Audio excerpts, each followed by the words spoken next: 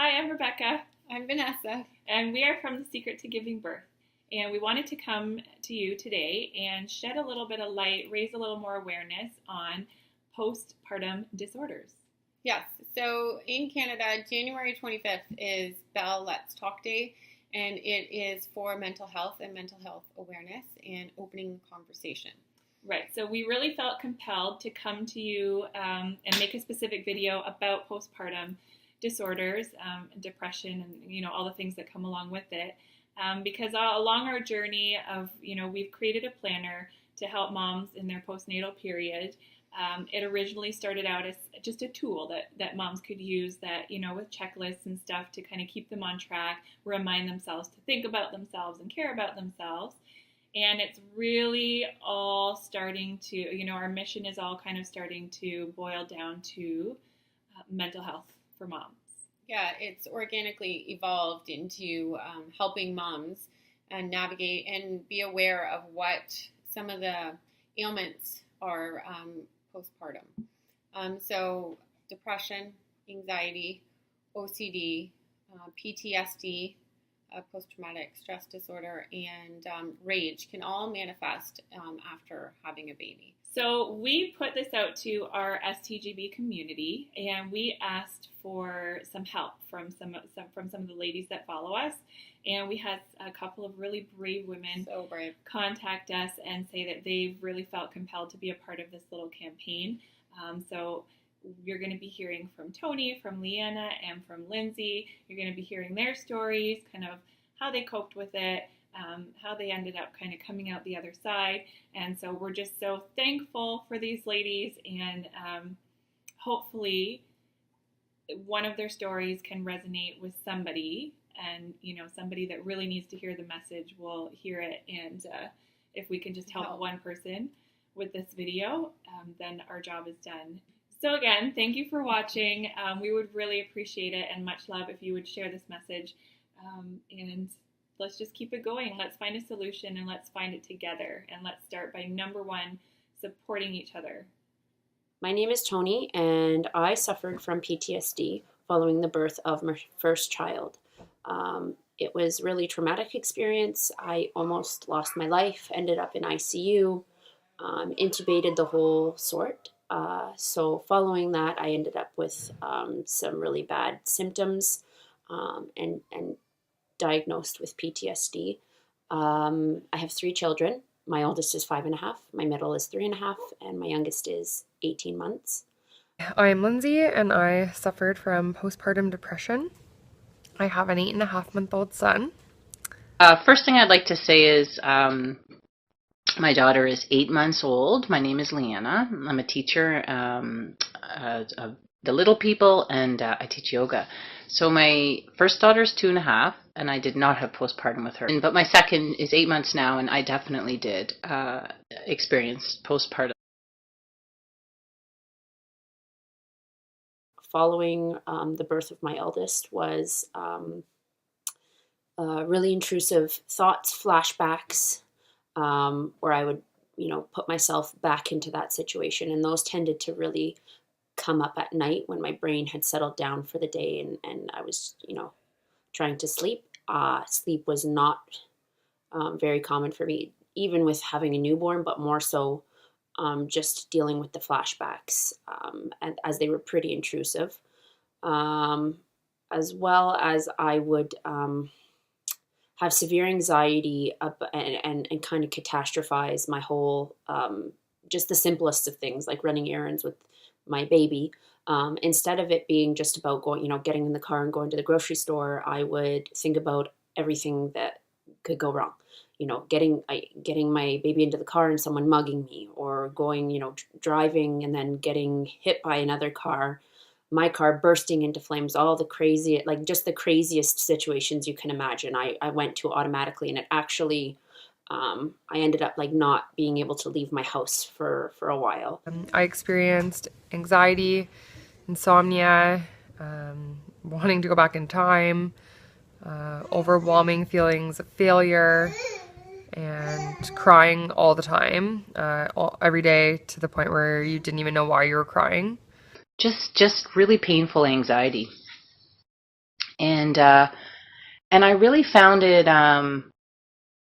I knew it was there because it just I've suffered from anxiety before, so I felt those old things, old freaky thoughts and everything kind of coming up. But this was kind of on another level. This was like, maybe my daughter's going to figure out how to get out of the crib, and then she's going to figure out how to open the door, and then she's going to figure out how to climb over the gate, and then she's going to flip down the stairs. I mean, just totally insane, not logical, but that's anxiety.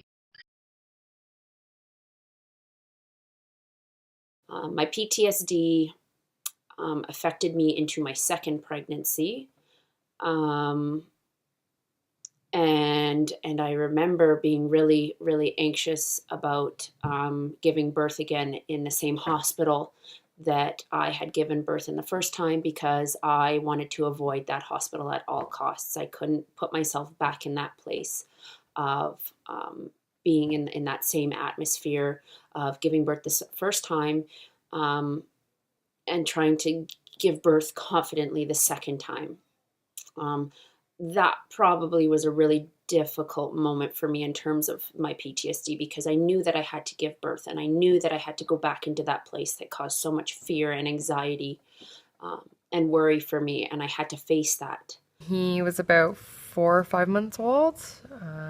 He had been up all night, and he was crying, and my husband wasn't home. I think he was away.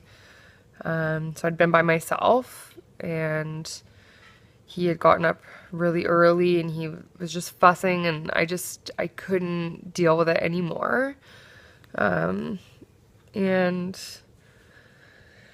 all I wanted to do was just have a break.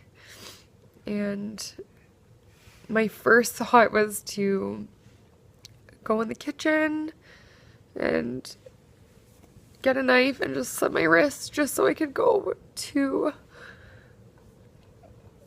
the hospital, just so I could have a break of some sort. And it was that moment that I realized I needed help, because that's not a normal response. So there were several difficult moments, but one in particular that stood out for me was being on the couch and just sort of feeling like a zombie, like just really zombie, and like tears streaming down my face, and just sitting there waiting for my husband to notice me. I mean, just really out of sorts. And anybody who knows me knows I'm really positive and upbeat and generally very, very healthy. So for me, it was just being out of myself and not being at my best. And so the difficult moment that also came was laying there in bed going, I want to divorce my husband. How do I divorce my husband? The house is in my name. And so just thinking of all these things, that I didn't really want to divorce my husband. I mean, there are days, but I really didn't want to divorce my husband. But I think when you're in that sort of postpartum place, you know, everybody gets sort of shot off into all these different places, and they end up in all different places. And some of us end up in the, I want to harm myself, I want to harm others, I want to harm my child. I don't want to harm my child, but you end up doing these things that are completely out of body and mind. And for me, I was lucky in that it wasn't a self-harm or harming others. I just threatened divorce all the time, which I never actually followed through with. I sought out counseling. I saw a therapist. I even talked to my doctor about putting me on some medication because I was not coping. I tried for a year to cope on my own and thought that, you know, just the therapy would help enough, and it didn't. So I got prescribed some medication. I was so happy that I reached out, because I had been fighting this for so long. I had been fighting my brain. I didn't realize that, you know, my brain, my actual, like, the chemical makeup of my brain had been altered because of this experience. And it wasn't my fault. And just trying to fight it was actually making everything worse. So I did. I got help. I saw a counselor. I was put on medication. But I found that the pharmaceutical medication made me more foggy than anything, and some of the side effects from the medication were almost just as bad as my PTSD. So I sought out alternative therapies. and I ended up seeking out medically prescribed cannabis oil, which I have been taking now for almost 6 months, because my PTSD, as I've learned to cope and I've learned to manage it, I know that this is something that's never going to go away. Like, it's, people think that, like, oh, once you get, like, oh, you've managed it, it's going to be fine now. No, it's something that's always there. Like I said, my brain has been forever changed, but now I know how to cope and how to get a handle on it when it gets too out of control. I immediately saw my family doctor, which was hard because I hadn't talked to anyone about my feelings or kind of what I'd been going through, so that was hard. But he's great, and suggested a therapist and something so simple as a house cleaner, if we could afford it, just someone to come in and clean the floors, so it's one less thing that you're worrying about. A huge thing was changing my diet and exercise. That has been huge for me.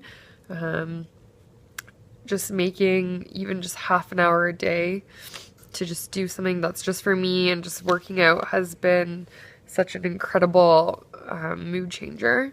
I asked for help. I got out. The other thing I did was, for me personally, I also just trusted that nothing is forever, nothing is permanent, everything is a cycle, everything is changing, that's the only constant is change, and so that I wouldn't feel like this forever. So long as I follow through with getting out every day, going to talk to friends, making sure that I was dressed for the day, had my coffee, started the day off well, did my yoga when I could, gave myself permission not to do it. I basically just gave myself lots of permission to just be, and I love myself throughout it. I don't think I would have ever recovered if I didn't go get help. Like I said, I fought it for a few years. Going back to my second birth, going into that delivery room, I remember that I was terrified. I didn't know how to handle it. So eventually I just had to tell myself that I was going to stop negotiating with my brain, stop negotiating with my mind, to see how I could, like, come on top of this and just, do this, like, yeah, I got this. So I just told myself, okay, Tony, we're going to give birth and we're going to do it afraid. And that's okay. It's okay to be afraid while doing this. And I found that once I let myself say, it's okay to be scared, I was like, we're just going to be scared and we're going to do this. To other moms who are suffering, if you're suffering from, a traumatic birth experience, or if you're suffering from postpartum depression, whatever you need to do to get help, don't try to fight it. Don't try to fight it. Don't try to say, I'm just going to get through the next 6 months. If I can get through the next 6 months, I'll be fine. Go get help. Whatever you need to get you help, whether that's talking to a counselor, whether that's talking to your doctor, don't stay silent. Talk about it. It helps to talk about it. I promise you're not alone. You're not the only one going through it. And there's other people that can come alongside you and say, yeah, I get it. It's hard. It's heavy. It's dark, but you don't have to do this by yourself. You are not alone. There are so many people out there, and just to talk to anyone, talk to friends, talk to family, a doctor, like, especially if you have any feelings of hurting yourself or the baby. So just definitely talk. And I think that's why this is so important, is for people to just know you're not alone. And don't feel embarrassed. I know I did at first, so just don't feel embarrassed about your feelings, because you can't help the way you feel. The other thing that's helped me through a lot of things, but postpartum for sure, was reminding myself of the need for self-love. So I would say, even though I feel down and not myself, I still deeply love and respect myself. Even though I feel down and not myself, I still deeply love and respect myself. Even though I feel down and not myself, I still deeply love and respect myself. So I just repeated that over and over, and tricked the brain and the body to sort of like readjust themselves. And what I'd like to say is, to those that think they might be suffering from postpartum, chances are, if you kind of feel like something's off and you might be suffering, chances are there's a little bit of it sneaking in, or a lot of it. And either of them are, they're okay. It's okay to feel down. It's okay to feel anxiety. It's okay to have absolutely insane thoughts that don't match up to any sort of reality you know. It's okay to feel like shit. It's okay to look like shit. It's okay to not wash your hair for a week. It's okay to not brush your teeth for 2 days, if it feels okay for you. But if it doesn't bring you a sense of calm and joy, then that's the beauty of life, is that no man or woman is an island. And so we're surrounded by people, and we're surrounded by things that are there for us, and we deserve them. And so just picking yourself up and saying, you know what, I'm just going to ask for help. And also having friends around you to say, hey, looks like you need a little bit of help, because sometimes we're in it and we can't even see. So I'd just like to say to measure yourself against yourself. If something feels weird for you, then check it out. Okay, I'm gonna end.